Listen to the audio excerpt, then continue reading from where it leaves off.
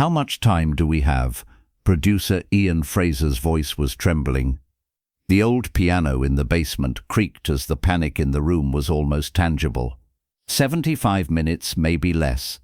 Upstairs, David Bowie was waiting, unhappy, impatient and angry. "I won't sing The Little Drummer Boy. I hate that song," he'd said moments ago. Bing Crosby's Christmas special was ready to shoot, but there was a terrible problem. No song, cameras ready, Bing ready, Bowie angry, and if the recording didn't happen, the show would collapse. Ian Fraser's hand trembled. He slammed his fist on the piano. "Okay, we're writing something new. Right now, in this basement, this very moment." Buzz Cohan and Larry Grossman beside him exchanged glances. This was the kind of madness that could end their careers, but there was no other choice. When the first notes echoed on the piano, everyone held their breath. Fraser whispered, "Let's call it Peace on Earth." Nobody knew that this 75-minute panic would birth television history's most iconic Christmas duet, and Bing Crosby would be dead in just 33 days. That day, in the basement of Elstree Studios, a miraculous moment of creation was unfolding that would change the fate of two legends, and it happened completely by accident. If you're listening to this story and want to learn more, please don't forget to subscribe, because what happened on September 11th, 1977 wasn't just the story of a musical accident, but also the collision of two different worlds and the birth of unexpected magic. September 11th, 1977, 2:30 in the afternoon. The lobby of Elstree Studios was ordinary. The tech crew was dealing with cables, producers were doing final checks. Bing Crosby's family was waiting in the studio for their father. Mary Crosby was 17 and excited to be at the filming of her father's final Christmas special. Her brother Nathaniel was 15 and eagerly awaiting David Bowie's arrival because Bowie was his hero. Then the doors opened. Mary would never forget that moment. When the doors opened, David walked in with his wife Angie. They were both wearing mink coats, had matching makeup, and their hair was red as fire. We all said, "Oh my God." Everyone in the studio froze, because even for 1977, David Bowie was too strange. He'd just returned from Berlin, had just finished the Heroes album, and had embraced punk rock aesthetics. His androgynous appearance, heavy makeup, and red hair made him look like an alien. Standing opposite him was Bing Crosby, the complete opposite. Conservative suit, neat hair, classic American gentleman. The man who sang White Christmas in 1942, who gave morale to World War II soldiers, the icon of Hollywood's golden age. 74 years old, tired but still elegant. When the two men made eye contact, there was tension in the air. It wasn't just the 44-year age gap. Two different universes were colliding. The producers panicked. Nathaniel remembers, "It almost didn't happen." The producers told Bowie to take off his lipstick, take off his earring. Seeing the contrast was incredible. Bowie resisted at first. Then his assistant whispered, "David, do this for your mother." And Bowie softened. Because Bowie had accepted this show for one reason only: his mother loved Bing Crosby.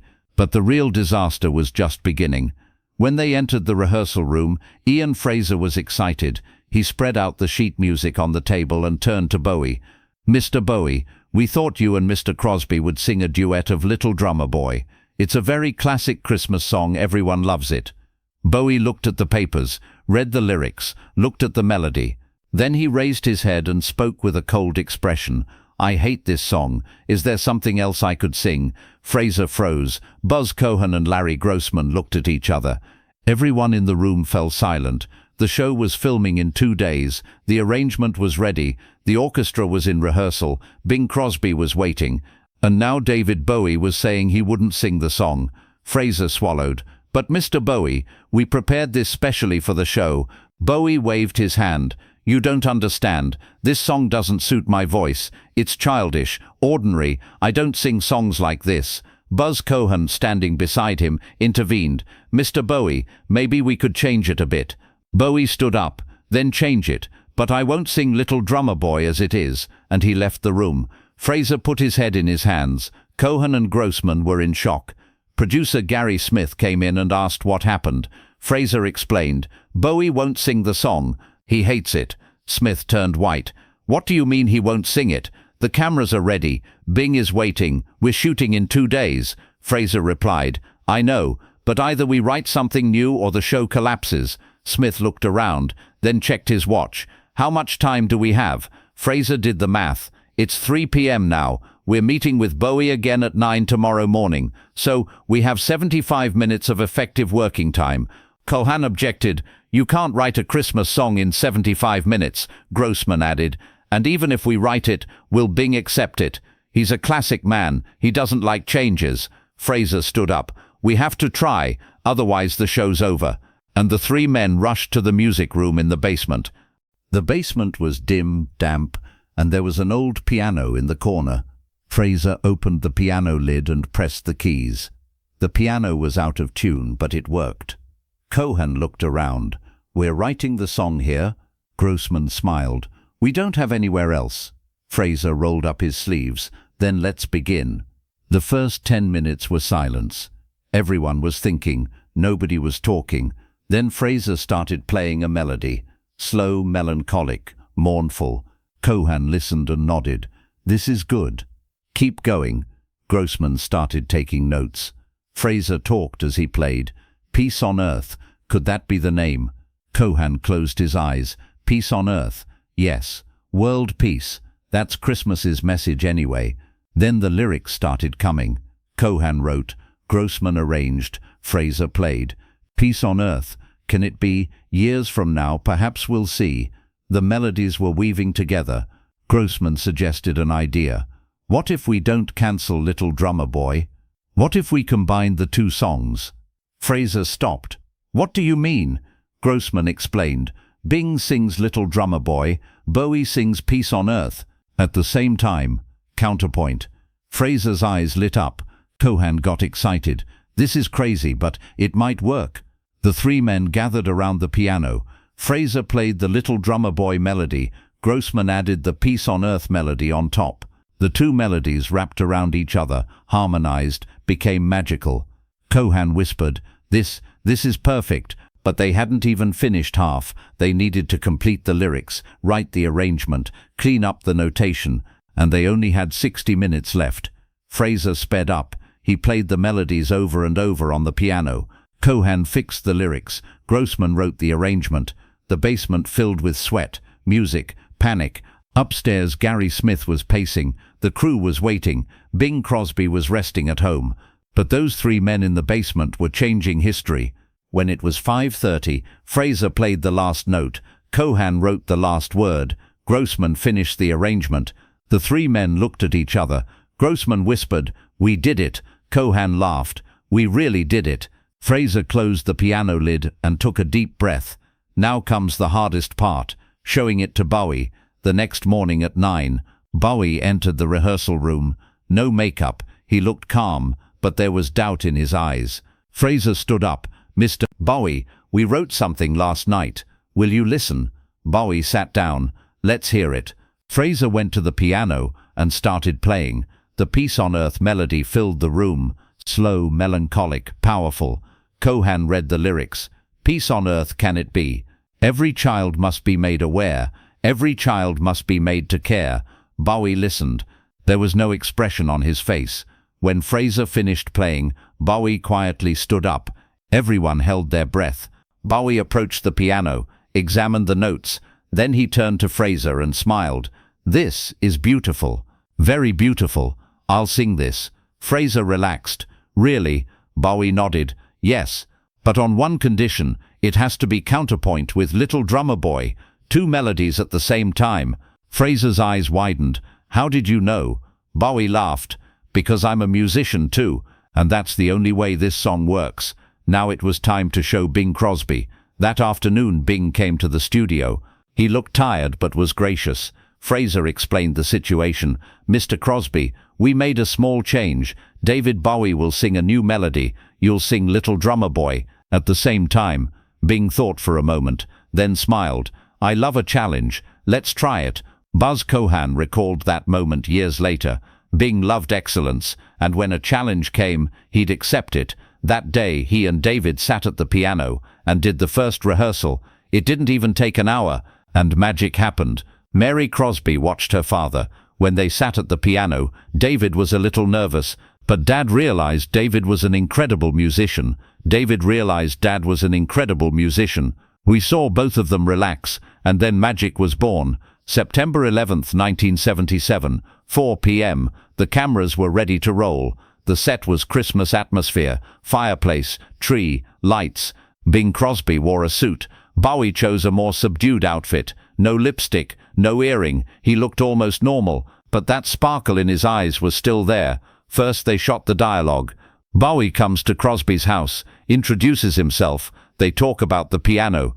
The dialogue is a bit artificial, a bit awkward but sincere. Bing asks Bowie, "Do you listen to the old-timers?"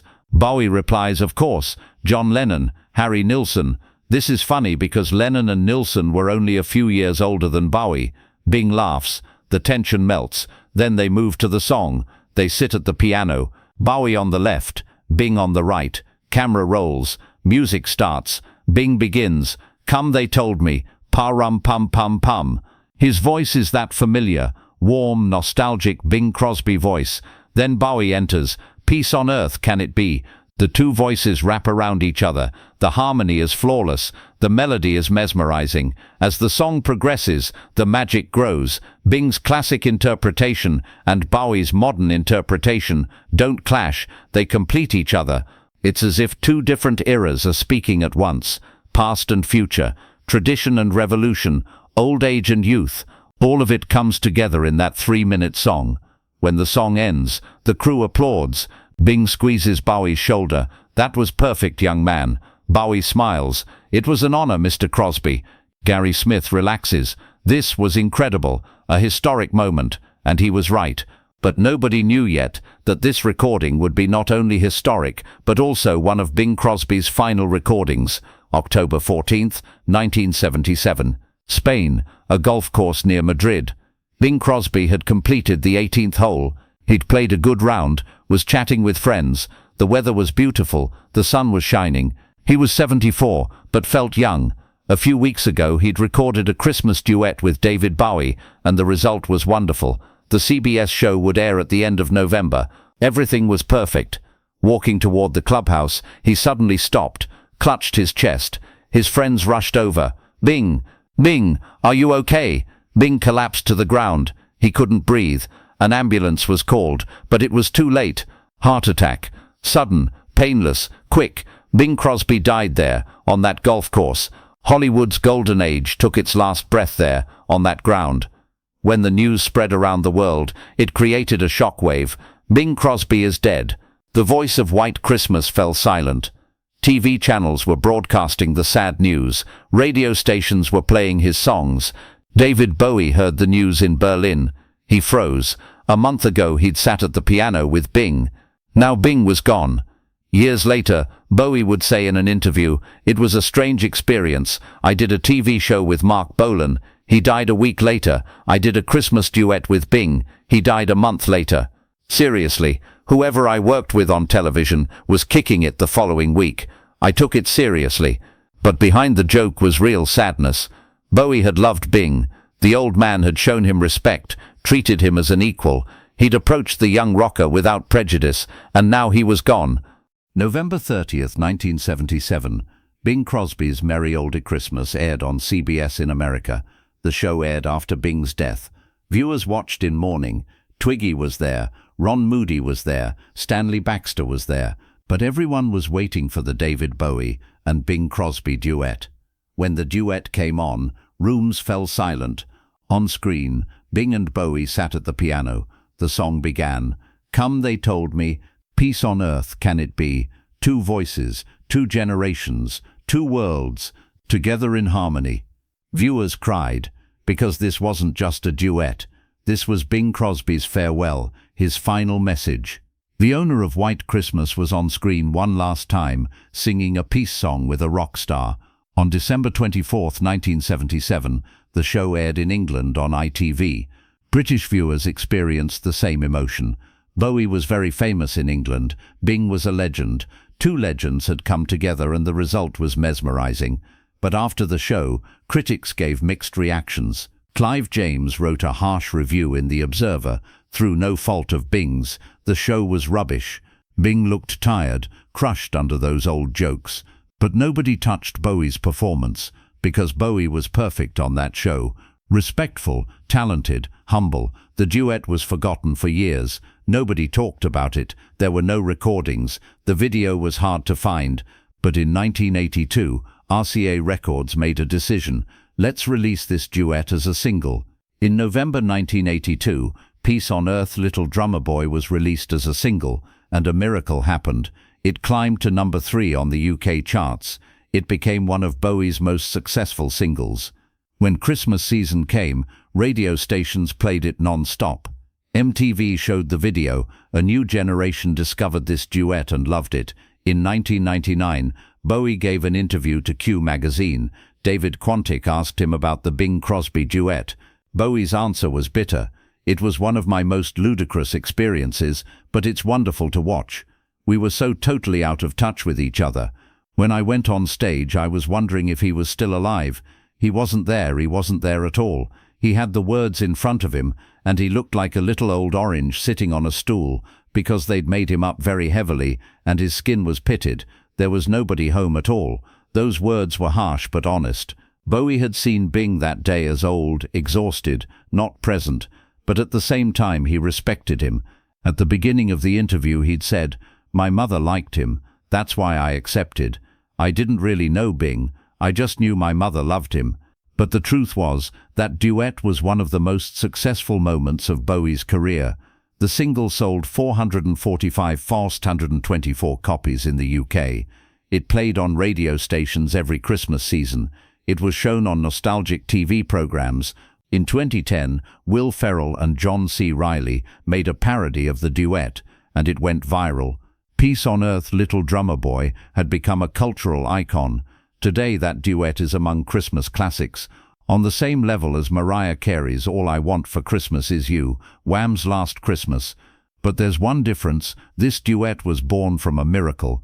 Written in 75 minutes, rehearsed in an hour, recorded in a day, and 33 days later one of the artists died. Bing Crosby's son Harry remembered his father years later. Dad had respect for Bowie.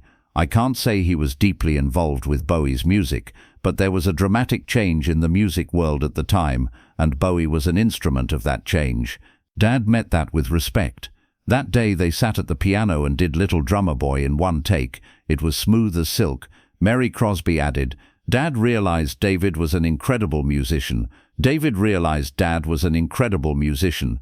We saw both of them relax, and then they created a timeless piece in an organic and natural way."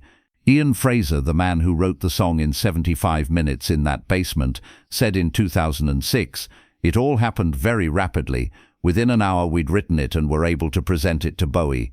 Bing loved the challenge. He was able to transform himself without losing the Crosby style. Buzz Cohan also added, "We never expected to hear about it again. We never thought the duet would be released as a single. But it was released, became a hit, became a legend." When David Bowie died in 2016, the world was in mourning. The Black Star album had come out 2 days earlier. Everyone was in shock. Millions mourned on social media, and many people remembered that Bing Crosby duet. They reshared the video, wrote two legends, both gone, because now that duet wasn't just a Christmas song. It was the meeting point of two generations, two eras, two worlds. Bing Crosby died in 1977. David Bowie died in 2016. But that duet lives on. It plays every Christmas. It's remembered every season. And with each listening, the same magic repeats. Two voices wrap around each other. Two melodies blend. Two worlds unite. The song written in 75 minutes in that basement is now immortal.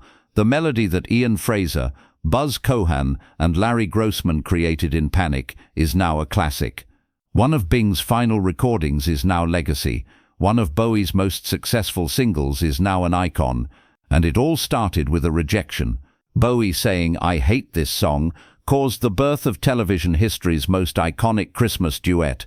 Sometimes the greatest works are born from the greatest crises. Sometimes the most beautiful melodies come from the greatest panic.